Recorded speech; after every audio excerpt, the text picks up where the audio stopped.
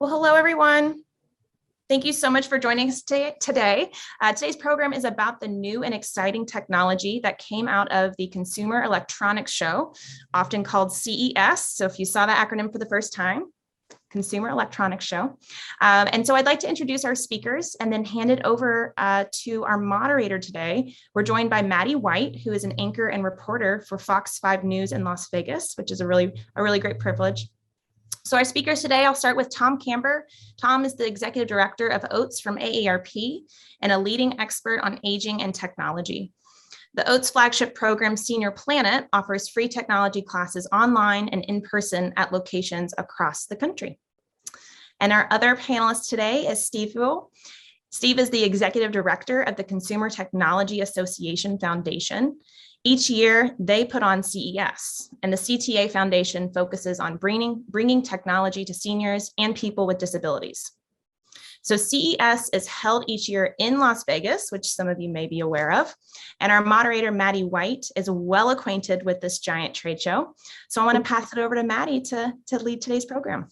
Thank you so much, Bree. Yeah, again, my name is Maddie White. I am a news anchor and reporter at Fox 5 Las Vegas.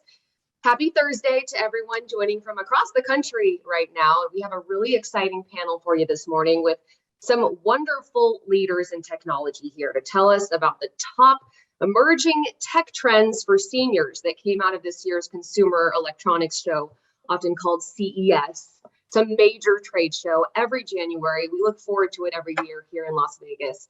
Like in a normal year, the economic benefit of the show to the city amounts to around $291 million. So we really love CES here in Vegas. At the convention, it runs for multiple days. It features the best and the brightest products and innovations in the field of consumer electronics, digital health, computer hardware and software, things like that. So today we're going to be highlighting things that you maybe haven't heard of from this year's trade show floor. 5 technologies you should know about, and how older adults can be more plugged in to emerging technologies in the coming year. So here to share all the scoop on these topics, it's my pleasure to welcome Steve Buell. As Bree mentioned, he is the executive director of the Consumer Technology Association Foundation, and Tom Camber, who is the executive director of AARP's very own Older Adults Technology Services, also known as OATS. Steve, Tom, thanks for joining us. Thank you for having us. It's a real pleasure to be here. Thank you, Steve. I was wondering if you can first kind of provide some background on CES. When was it started? Who typically attends? Yeah, absolutely. So CES was started in 1967. So we actually had our 55th year of CES this year. And essentially, it's a trade show. So it's run by the Consumer Technology Association, which is a trade association that our foundation is affiliated with. And its main focus is really to promote the industry and really bring, what are those really cool products that we're going to see on the shelves later this year. So companies bring those products to CES to get in front of retailers, to get in front of buyers, to get in front of the media and talk about some of these issues. So it's actually not open to the public, which people hear about how many people come to CES and they automatically assume it's just everyone flooding into Vegas, but it's actually industry related people coming together at the show. And having an opportunity to talk about, what are the trends that we're seeing in technology, where is it going, and what are the products that we're all going to be hopefully buying and putting under, wrapping up for the holidays later this year. So we were really excited to be back in Las Vegas this year and really get a chance to bring people back together in person again. And Las Vegas is our second home, so we really love being there with you all.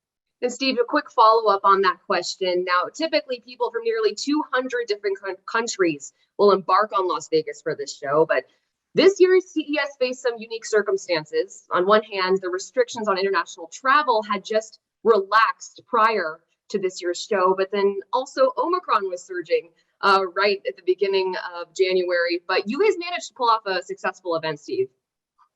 Well, I really appreciate you saying that. And yeah, there were certainly some challenges as we went into this year's show, but it was really interesting as we talked to exhibitors, as we talked to attendees from around the world about what they were looking for, and they really pushed us to be able to have the opportunity to bring people together.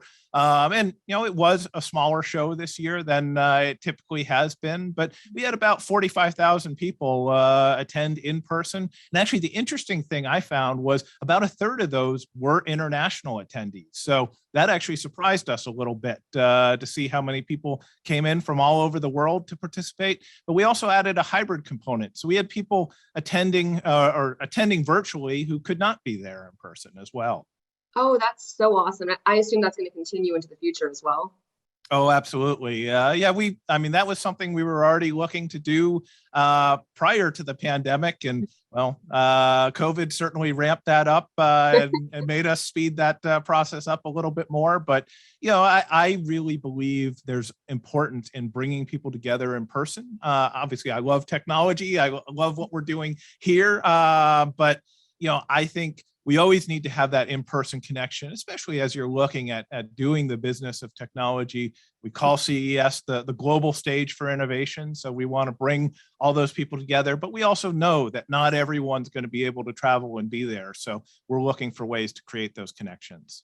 Awesome. All right, Tom, I wanted to ask you, what technology trends did you see come out of CES this year?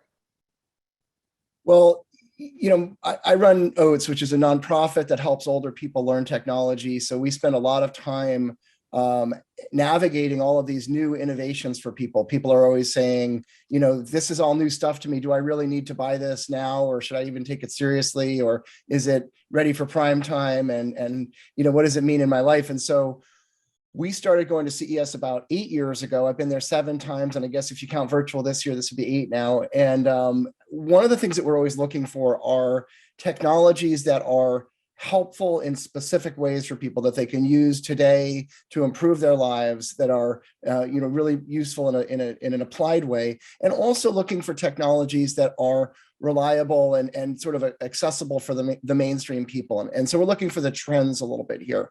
And I think there's a few things that have really stood out this year. I mean, clearly transportation came up a lot. We've gone to CES and I'm always amazed. They have these concept cars, that look like something out of the Jetsons.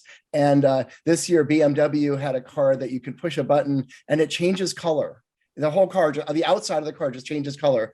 And they're really working to personalize the experience of people driving. It's not just the self-driving cars, which clearly are now, becoming pretty commonplace, or those features are, but they're also looking for the ability to set up the inside of your driving experience for people. And for many people, that it can also be for passenger comfort. Do your passengers in the rear seat, are they going to watch a video? Well, now it's something that's like on a widescreen that people can really play with.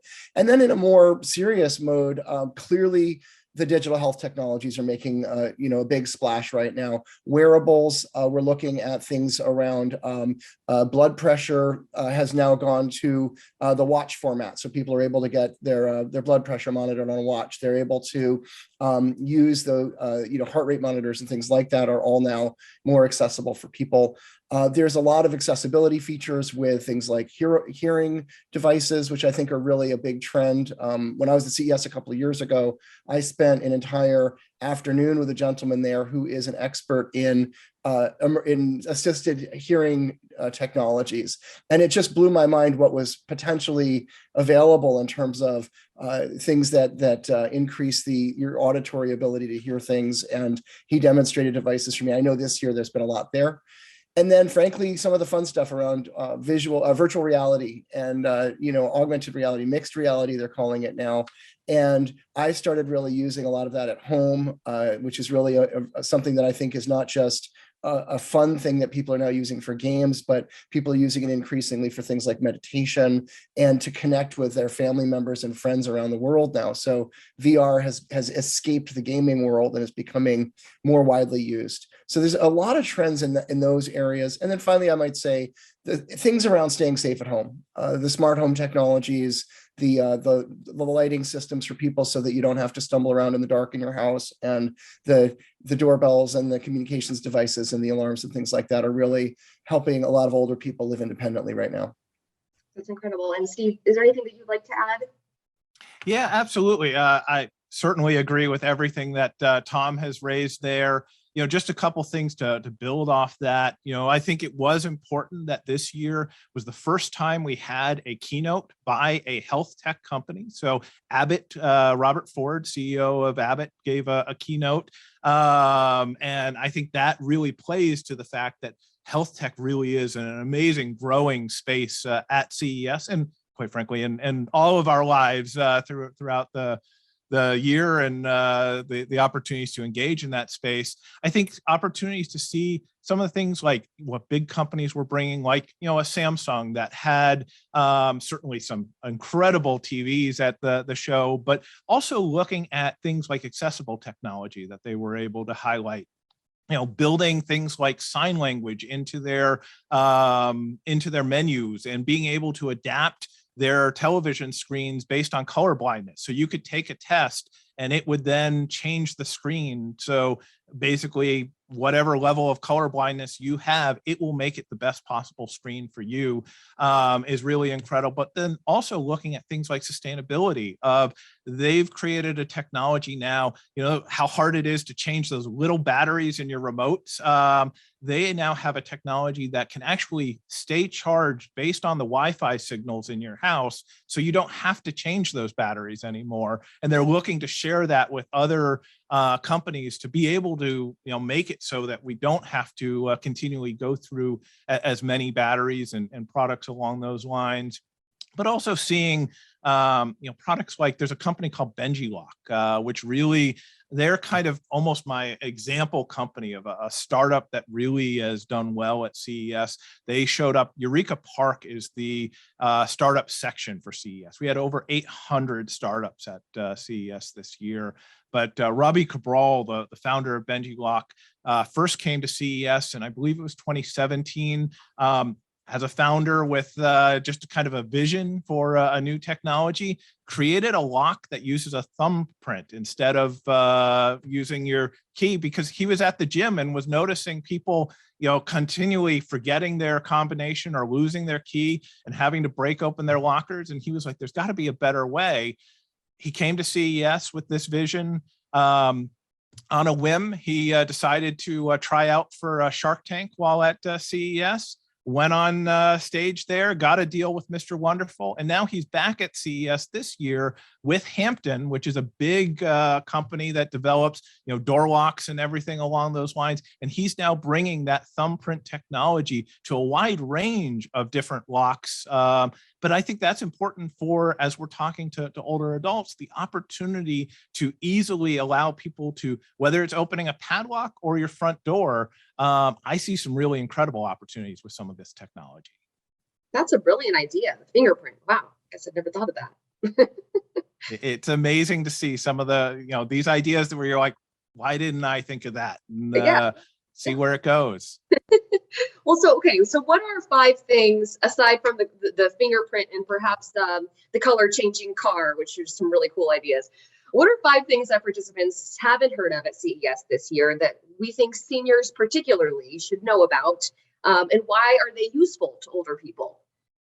Absolutely. Well, I could probably go on and on, but I'll try to stick to your 5. Tom mentioned VR. One company that we had at CES this year is a company called Helium, based out of St. Louis, Missouri.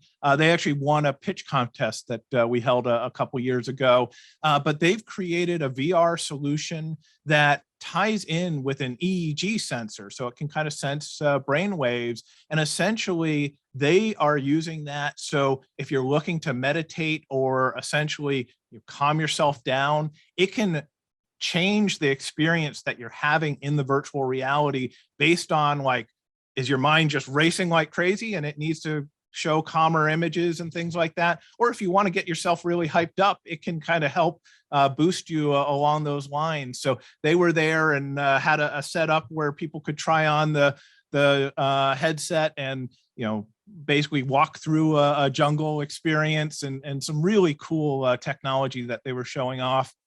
And really, when you look at the benefits of meditation, I see that as being really beneficial for older adults, as well as, quite frankly, people of all ages. Looking at some of the smart home technology. Steve, let me jump in and just say one thing. Helium has a particularly interesting company name, which if you just try to look it up, you might not recognize how it's spelled. So you might want to clarify for people, just if they were looking up helium, I think it's spelled like heal, H-E-A-L, and then I-U-M, like the helium gas, but they combine the two words. So I always thought that was kind of a cool company name, but I think that's a really neat product there. And I tested that out when I was at CES a couple of years ago, and it's pretty cool. H-E-A-L-I-U-M. That's right. That's it. Yep. Absolutely. Keep going. Sorry. No, usually it's me trying to jump in on Tom. So I love trading places like this. Another technology, Tom mentioned smart home technology. So companies like Moen, which many people know from, their kitchen faucets, bath faucets, things along those lines. They were showcasing hands-free water solutions there. So you could walk up to your kitchen faucet and say, I would like 1 cup of water at 98 degrees or whatever temperature you want it. It would heat up to the right temperature, let you know when it's ready, and essentially you stick the measuring cup underneath and it would pour the exact right amount. Which we see as a really incredible accessibility feature if you're someone who has difficulty controlling. But quite frankly, when we're all making a mess in the kitchen and don't want to be touching everything, it really provides some incredible opportunities there. They also bring some of that technology to your shower and being able to control, certain temperatures and everything in the shower helps prevent scalding and other issues along those lines. And they're working on, how do they bring that to more, multi-family units and places like that for an energy efficiency usage as well. So some really incredible technologies from companies like Moen in the smart home space as well. One company that is definitely a little bit different is a company called Good Maps. We all know what GPS is like as we're navigating in our car and outdoors, but the problem is you go into a building, you go into the airport, GPS doesn't work very well indoors because you can't access the satellites. Good Maps is developing an indoor mapping solution. Their primary focus is around developing the solution for blind and low vision users. But really, this is something that could be incredibly beneficial for all of us, because how many times have you been running through a mall or running through an airport and you just want to know where that closest plug is that you can charge your phone, or where the local or closest bathroom is? They are helping develop that essentially GPS solution, but it's for people when you're indoors. So being able to help give people those types of directions really is an incredible benefit for people of all ages and abilities. Another one kind of on the accessibility side is Wheel, and it's W-H-I-L-L, Wheel. And they develop, and people years ago probably would have never guessed that a wheelchair would be on the show floor at CES. They have a smart wheelchair that can be a self-driving vehicle, or it can be something that you can control yourself. But they're using it for everything from personal use, but also working with things like airports to help people, get from one gate to the next and be able to help navigate, make sure that you're not running into people as you're going down those busy corridors. And the other interesting thing that they talked about at CES is they've worked with Bird, which many people may know from the scooters and everything that you see on the sides of streets. they're now working with Wheel so that people, when you're traveling, I think they're only in a few locations so far, you can get access to one of these wheelchairs through Bird now in a number of locations, bringing accessibility to more locations and giving different mobility options for people across the mobility space, people of all ages. I didn't know they had that. My daughter uses a wheelchair, and we are always wrestling with the challenge of bringing the heavy wheelchair on trips with us. And if we knew that you could bring just a lightweight one to get around to the airport and things, but actually, rent a better quality one, we would absolutely take advantage of that. That's a pretty cool offering. I wasn't aware of that one. Yeah, I only just found out about that at CES as well. So I think there's some really incredible opportunities there. And then for a fifth option, I'll raise one that probably you wouldn't think has anything to do with aging, but this is the Indy Autonomous Challenge. So people are aware of the Indianapolis 500 racing those cars every year. They've launched actually a couple years ago what's called the Indy Autonomous Challenge, working with student teams from universities all over the country and all over the world to develop a self-driving Indy car. And earlier this year, or I guess last year now, they did their first race where essentially it was one car at a time going around the Indianapolis Speedway.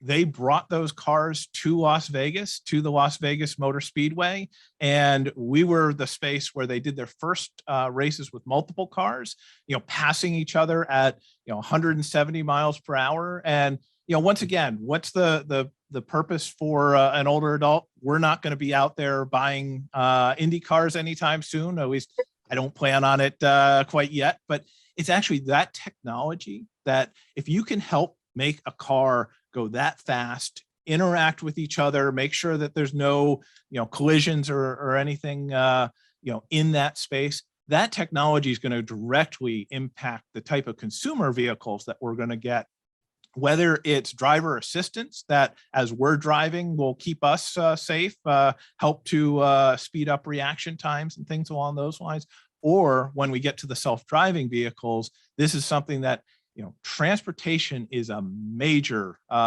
issue, and it's a major opportunity. So if we can help people go not just to medical appointments, but go out and meet with family, go to restaurants and engage and not be reliant on caregivers to drive people everywhere, but using self-driving vehicles, I see this as an incredible independence opportunity moving forward.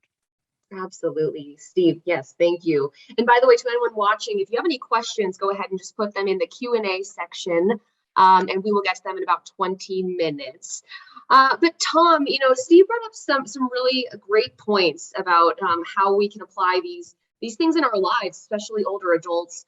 So what do these things mean for older adult lifestyles, and how can incorporating this technology improve the lifestyles of seniors? Well, there's a variety of different kind of ways into this challenge, right? One of them is to understand that seniors themselves as a group are pretty diverse. So Steve was just talking about self-driving cars there. One of the challenges for a lot of seniors is that they live in more physically isolated environments.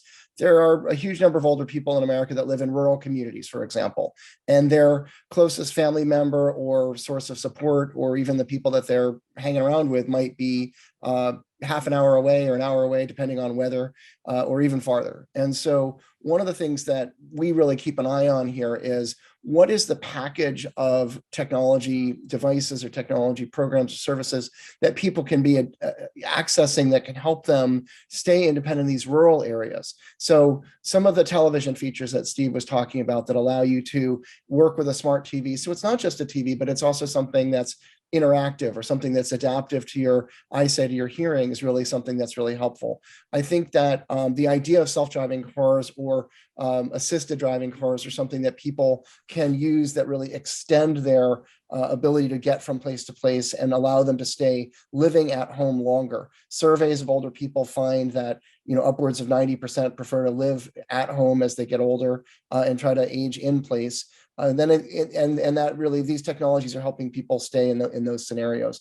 when you look at people that are in more urban environments, you get a different set of calculations. Interestingly, people in urban environments also experience isolation or loneliness, but they're also looking to monitor health and be part of communities of people that are using the technology. So one of the things we've been doing, Senior Planet, our nonprofit's been running, seniorplanet.org has free technology classes every day.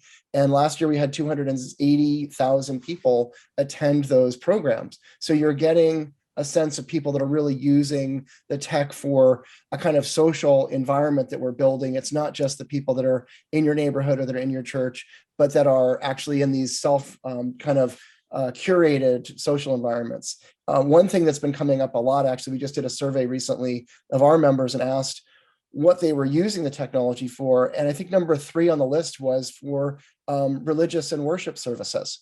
People are bringing their spirituality online. I mean, clearly the pandemic has created a very different playing field with the technology.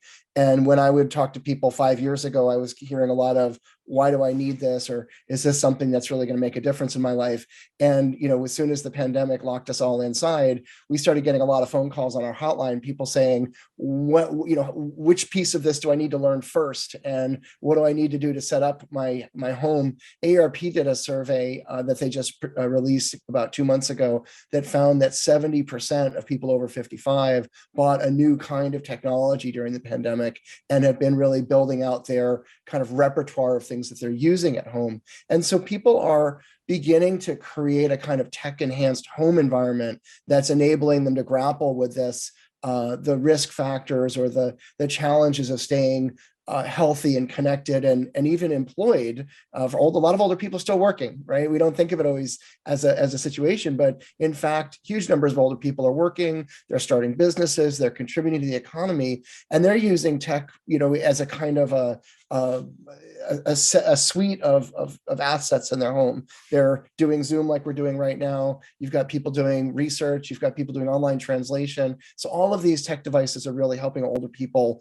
maintain their standard of living and their connections with others with the interface of the Wi-Fi and all the different connections that we've got, but using these emerging devices that Steve's talking about that are sometimes they're about simply the convenience that a person gets. Sometimes it's about the safety.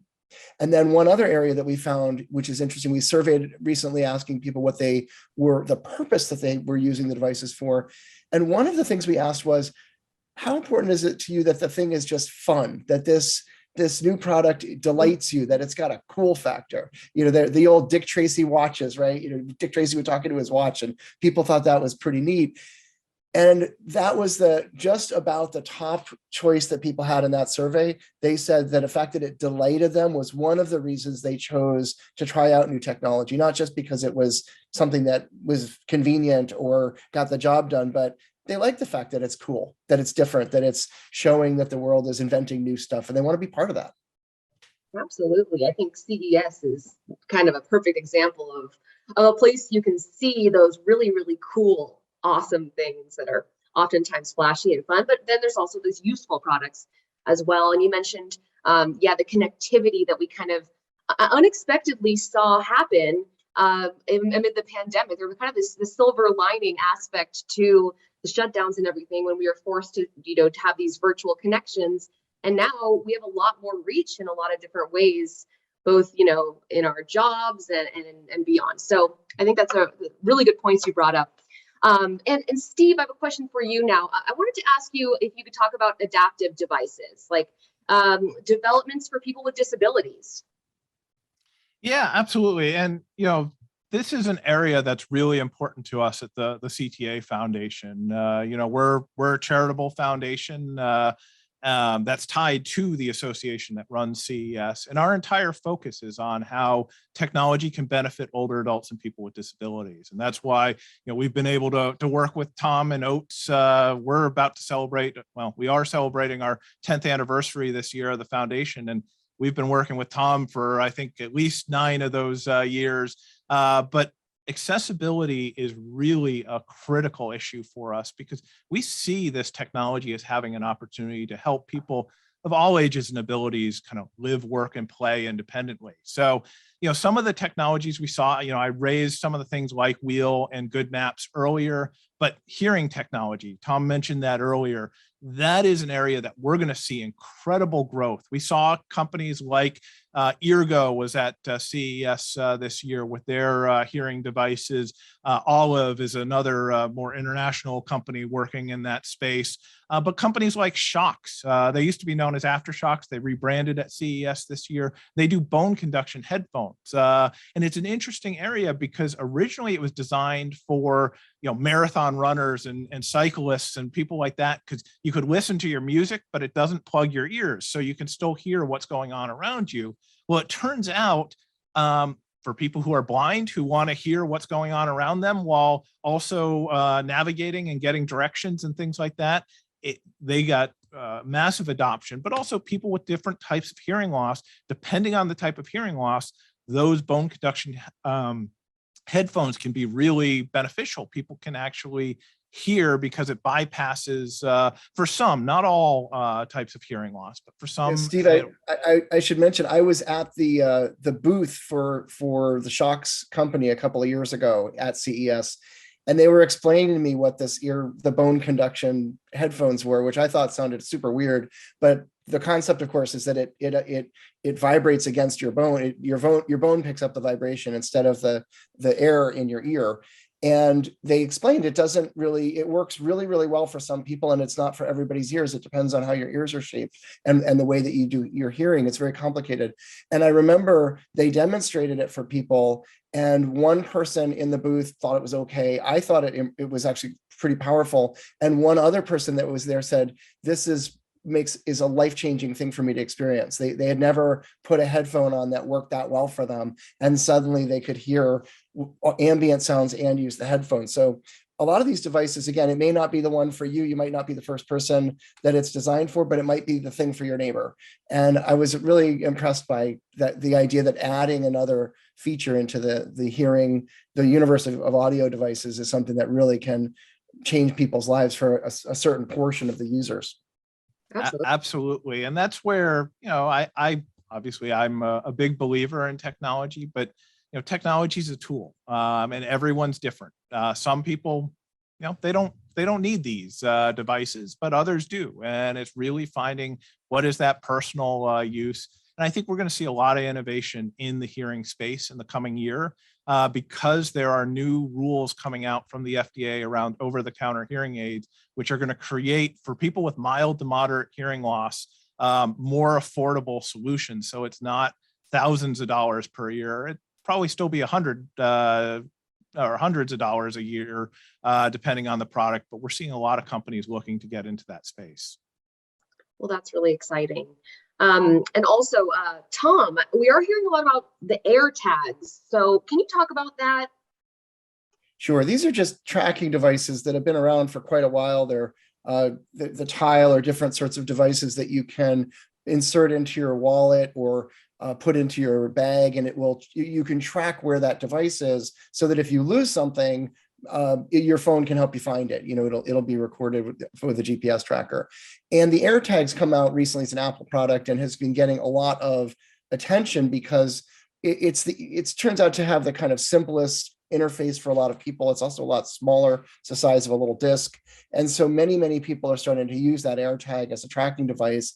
And of course, everybody immediately starts using it for hacking purposes, right? So you've got people tracking their teenagers and saying, I want you to carry this with you when you walk around. You've got people tracking their husbands and wives, but it's helpful, obviously, with people's consent. It's helpful because it allows people who may get lost you can monitor, you can find them and potentially save a life here. And it's also extremely helpful for people if you stick it in your wallet and you drop your wallet on the street or it gets stolen, you can track it. And so the AirTag's been getting a lot of attention. The problem is that, like a lot of technology devices, there's a potential for turning it to nefarious purposes. And some criminals have started trying to use it by dropping an AirTag into somebody's, the backseat of your car and trying to track you home or something like that. And so it's got a little bit of negative press. And we did a little bit of research about what people are experiencing and how they're feeling about it. So we surveyed a couple hundred senior Planet members recently and asked about these tracking devices. A lot of people were curious about them. Not everybody had really quite understood what they do or had a chance to work with them. But for people who did use them, the number one feature for them was what they called peace of mind. About 30%, about 60% of the people said it gave them more peace of mind. Just another comfort level that they had a way of keeping track of their stuff. You can use more than one of the tags on different devices that you might, different things that you might have around the house. And then a lot of people were, about 30% of the people said it was a way for them for grappling with potential short-term memory loss. A lot of older people remember all sorts of things that are professional or from their histories and things, but they can't remember where you left your keys. It's that short-term thing that our brains cognitively, for some people, start to decline some.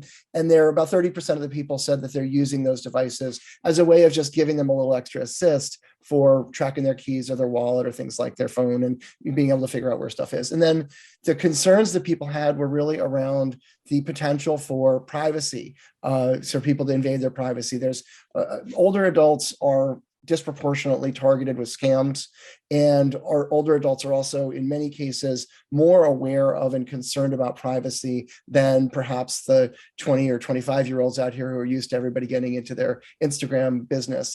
And so a lot of older people are saying, listen, I'm interested in these tracking devices, but I want to control it. I want to make sure that I am getting alerted if somebody is tracking me. I want to make sure that my usage of those devices is something I can handle in terms of privacy settings. So I think there's a lot of interest in these new devices. Right now, people are saying that they are working pretty well for them who are using them, but they are concerned about the potential for misuse, which is a common theme that we hear a lot. Interesting.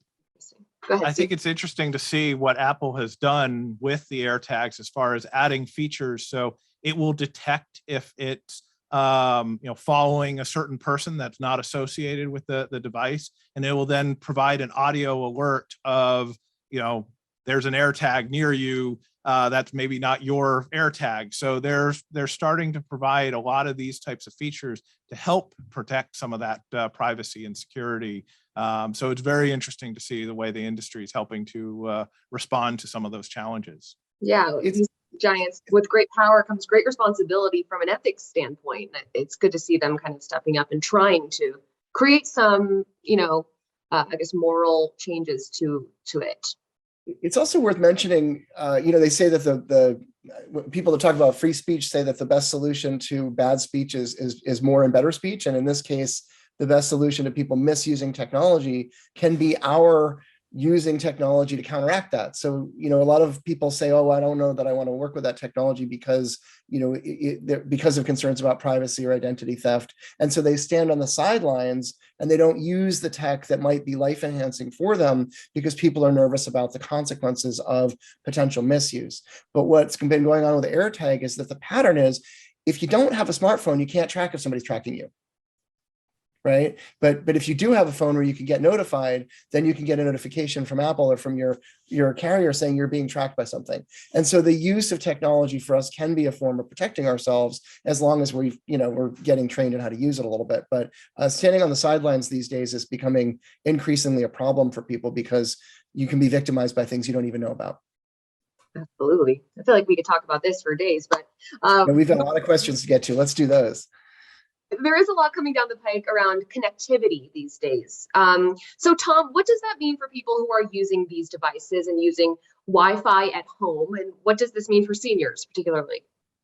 Well, we really need to take just a moment here and do a kind of a quick aside here about connectivity this year, because we did a study last year that found that 42% of households that were headed by people over the age of 65 did not have broadband connectivity from the home.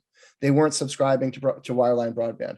And that's a huge number. That's, a very large percentage of older adults who can't do a regular Zoom call unless they're using a mobile device or something for it.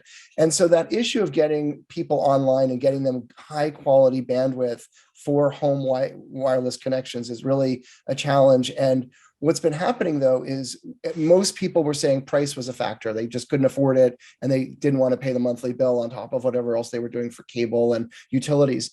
For the first time ever, the federal government passed last year a subsidy to help low-income families get online. And that was Last year it was called the Emergency Broadband Benefit, and that has now been updated and expanded and made permanent with a program called the Affordable Connectivity Program. And that today provides a $30 a month subsidy for lower income eligible families to get on the internet and use broadband at home. And seniors are eligible for it. So if you're at a modest income level or below, millions of older adults are going to be eligible for this program. So we do encourage people to check that out. If you're thinking about, all the things that Steve's talking about, so many of them are enhanced by having a good home broadband connection. And now with that subsidy, the Affordable Connectivity Program, which is it's monitored by the FCC, the Federal Communications Commission. It's really a big opportunity for people. A lot of your technology providers around the country, the big telecoms companies, the AT&Ts and Verizons and T-Mobiles, and also your cable companies are going to be providing the Affordable Connectivity Program subsidy, and people can apply for it and you could save hundreds of dollars a year off your Wi-Fi connection. So that's really a big thing. It's people have asked in the chat again, it's the Affordable Connectivity Program. And at Senior Planet, if you go to seniorplanet.org, we have lots of information about it. The Affordable Connectivity Program, you can just search on that. We can put up a link, maybe Bree can post one later. Seniorplanet.org is a great resource for seniors. It is, and everything's free to people through that site. So it's targeted to people over 60. So older adults feel real comfortable coming on there. We ask people to give us their big challenges and we try to solve them with them on Senior Planet. And all the programs are free, and we're affiliated with AARP nationally now. Talk about a great online forum and community. That's a great one for you. So definitely check seniorplanet.org. All right, I know we have a lot of questions in the Q&A, so I'd like to go ahead and try and answer some of them, have Tom and Steve try and answer. So let's see here. We can toss it over to Bree. Excellent. Yes, I want to thank everyone so much. We've received, I think, close to 200 questions. So we've pulled a few that I'd like to pose to Tom and Steve. Tom, I want to pass the first one to you. All of the smart technology is great and very convenient. We've heard a lot of good examples, but how can I ensure that it's safe? You hear stories about how various IoT tech is being hacked. How can I ensure that it's secure? There's a couple of things that people need to do to ensure that their home-based technologies are staying secure. Primarily, that involves password protection. Many people, a huge number of people, don't password protect their home Wi-Fi connections or their home networks. And so anybody who is in computer range of that network can log on. And unfortunately, a lot of people's passwords are 1, 2, 3, 4. And folks, you got to do better than that. It's amazing how many people are using passwords that are easily guessed by criminals and people trying to log onto your network. So pick a password that is a little bit more challenging, a more complex password.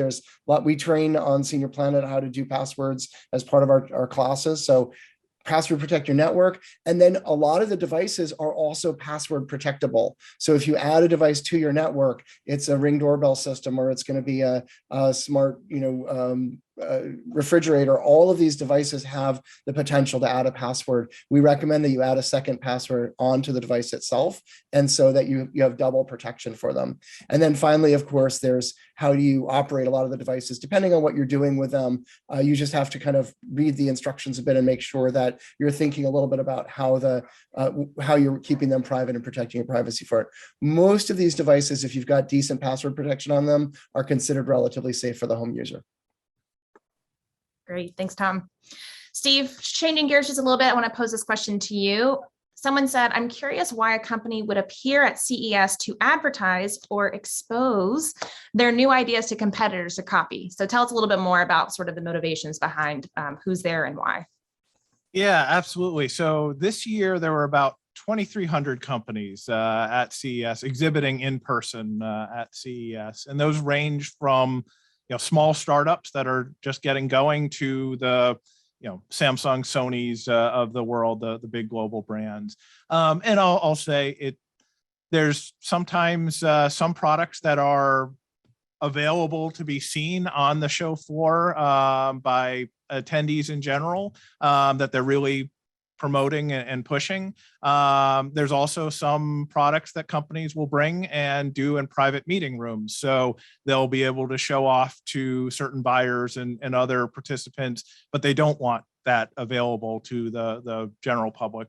Part of that depends on where they are in the production cycle. So if it's a product that's likely to come out in the next couple months, then it's far enough in the development line that they're likely to want to promote it and create a little bit of hype and excitement, and get those buyers to make sure that they want to carry it on the store floors and on the various online channels and places along those lines. But yeah, if it's a little further out, sometimes they won't necessarily put those on the show floor there. They'll do that in more private meetings.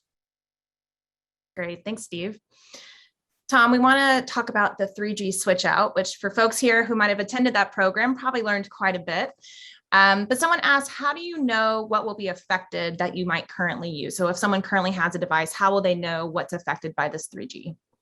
Happy to do it. Also, I just noticed a couple people in the chat mentioned they're having a hard time finding that affordable connectivity program. So we're going to repost a link to that. It's going to say agingconnected.org there, and then it'll have a link there. So just if you're looking for affordable connectivity program, keep an eye on the chat, and you're going to see it pop up in a minute when Bree reposts it. I want to talk briefly about the 3G transition. It's a big deal because it just started this week. All of this new wireless connectivity that you've all heard about through 5G, which provides a lot more capacity and more reach for most people around the country, is requiring that they free up some of the wireless spectrum in order to implement it. And the wireless spectrum that they are freeing up is the wireless spectrum that is currently occupied by the old third generation or 3G networks. And what that means is that during the course of 2022, starting just the other day with the AT&T network, they are beginning to turn off the 3G networks, and they are going to eliminate it. So if you have a device that only operates on 3G, that device will start working more slowly and eventually will stop working altogether. Those devices are not just old cell phones, although if you have a 10-year-old cell phone that's a flip phone, you got to get it checked because it may not be working on these new networks, really important. But it also can be, many cases, those personal emergency response buttons. A lot of older people have the pendants or the bracelets that are available in case they have a fall. Many of those devices are only operating on 3G networks. They will not function after the networks shut down this year. So you have to contact your provider and ask them for a no-cost upgrade. Don't let them upsell you something you don't want or don't need because of this. Most of these companies are providing you with a replacement that is compatible with the 4G or 5G networks and will operate for the next 10 years into the future. You don't need to do this every year. But right now, if you've got an old alarm device, it can be a medical alert or a burglar alarm, a smoke alarm in your home, onboard devices in your car that might be for emergencies, or old cell phones. Any of those devices, you got to check them and call the provider who's monitoring your service every month and ask if you need to upgrade it. And again, ask for a no-cost upgrade. Most of these companies are providing replacements without charging extra money. And it's really important to do because you don't know the device doesn't work until you need it. If it's an emergency device, we could be in a life-saving situation here. Thanks, Tom. And we, as I mentioned, recently held a program, an hour-long program dedicated to this and answered a lot of questions. So if Suzanne or Carly can share, we have a website and a link where you can learn more. Probably lots of questions after some of what Tom mentioned. The big advice is do an inventory yourself because there's no silver bullet for this. If you got a device and you're not sure, look at who you're paying your monthly fee to. Get yourself a cup of coffee or hot chocolate or whatever it is. You keep yourself calm while you do these things and just call through the companies and just ask if it needs to be upgraded for the 3G sunset, 3G terminations. Great. And I just saw Suzanne's shared some information. So wonderful. Great. Thanks. All right. Back to you, Steve. We had a really interesting question from someone. So what do you think about the increasing use of robots in businesses and how might they be used to assist older people in their homes or at work? So kind of going back to that aging in place and assistive technologies. Yeah, it's a really interesting area. And we've been seeing robots kind of grow over the last few years, and especially as during the pandemic, where there were challenges of where did you want a person going into or versus a robot operating in different locations. And there's a wide variety of robots. I mean, we've had, the robot vacuum cleaners for a number of years and other kind of single purpose robotic devices along those lines. I think everyone's waiting for their Rosie the robot that can just do everything for them. I know I'm waiting for Rosie to show up one of these days, but at CES this year, we did see a number of robots, including there was one called Labrador, which does not look like, I think, what most people envision as a robot. It's more like a side table that happens to be on wheels, but can move around your home autonomously. And it can bring, if you want a drink and a snack, it can bring that to you. But it also can be used for things like if you have difficulty lifting the laundry basket up to be able to dump your laundry into the machine, it can help with products or with chores along those lines. So they had a really incredible device. And once again, that was called Labrador, kind of like the dog. There were other products or robots, like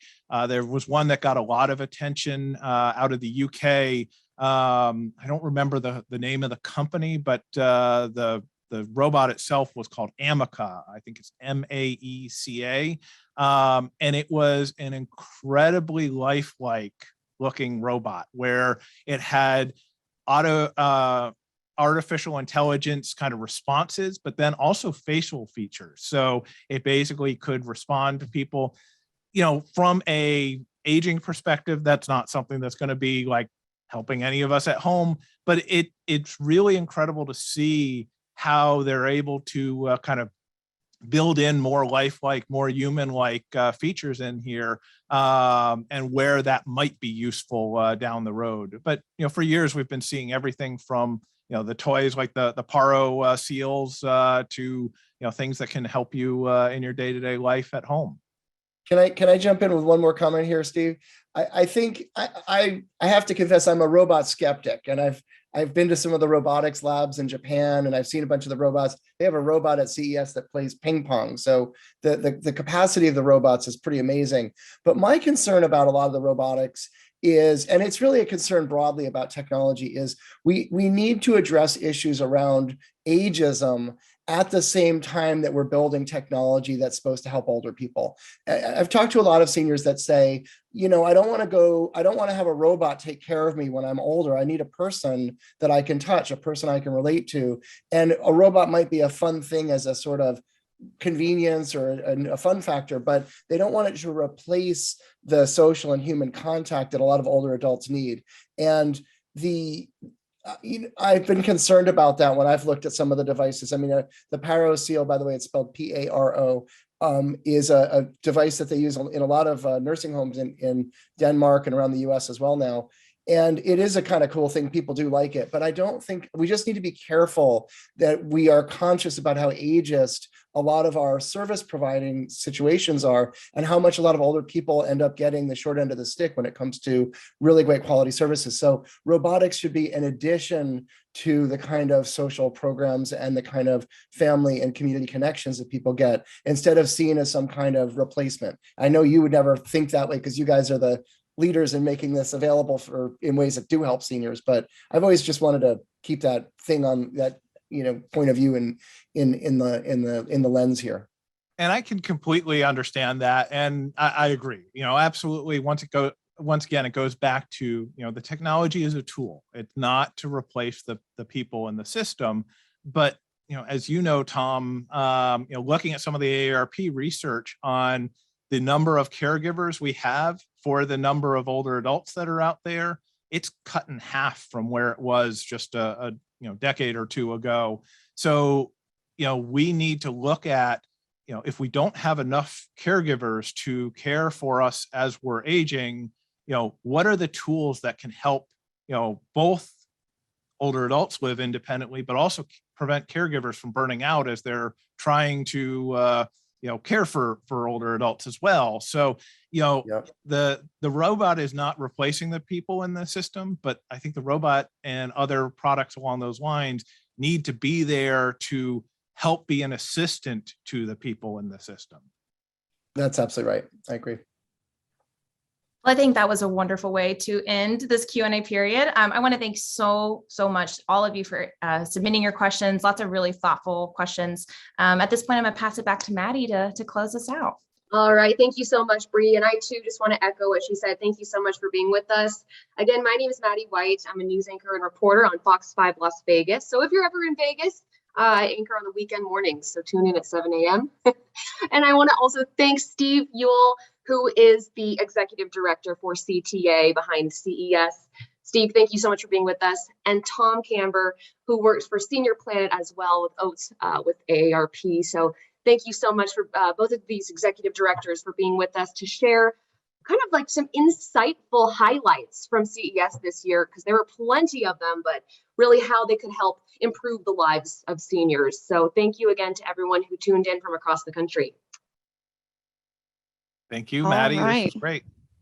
Thank you. We had a great time. It was amazing to see how many people came from all over South Dakota and Louisiana and Pennsylvania, and New York and California. It's just so much fun. So I'm really glad we got a chance to do this. And hopefully we'll do it again with Steve after CES next year. It's the Consumer Electronics Show from Las Vegas, largest trade show in the world focused on technology. And having Steve here is really a treat for us. So I'm really hoping that we can get him back again to do this next year.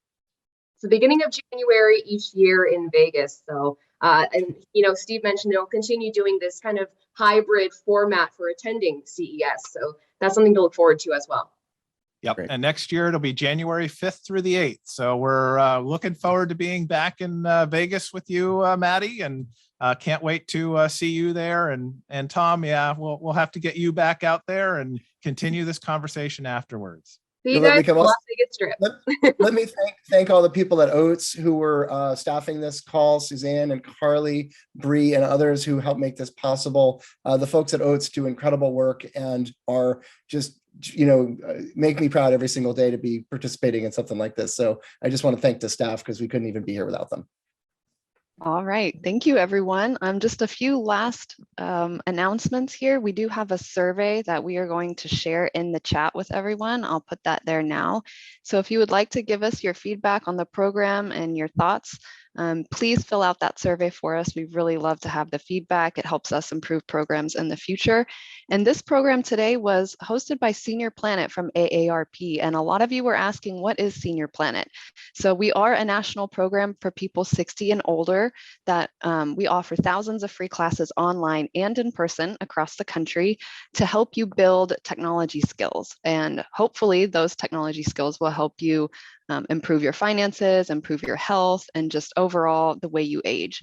So if you are interested, you can check us out at seniorplanet.org. I'm also going to put that link in the chat while people are signing off. If you just wanted to grab a few of those links, we'll leave the room open for a couple more minutes. You will also receive a recording. So a lot of people were asking about the information in this session and if they will get a recording. The recording will be sent to you to your email that you used to register for this program, and you will get that in the next day or two. The recording also includes a transcript. So some of you were asking about that, and you will have access to the chat in that recording as well. So thank you all for attending. We do offer additional programs on AARP's Virtual Community Center. And please visit our website if you'd like to know more, seniorplanet.org. Thank you all.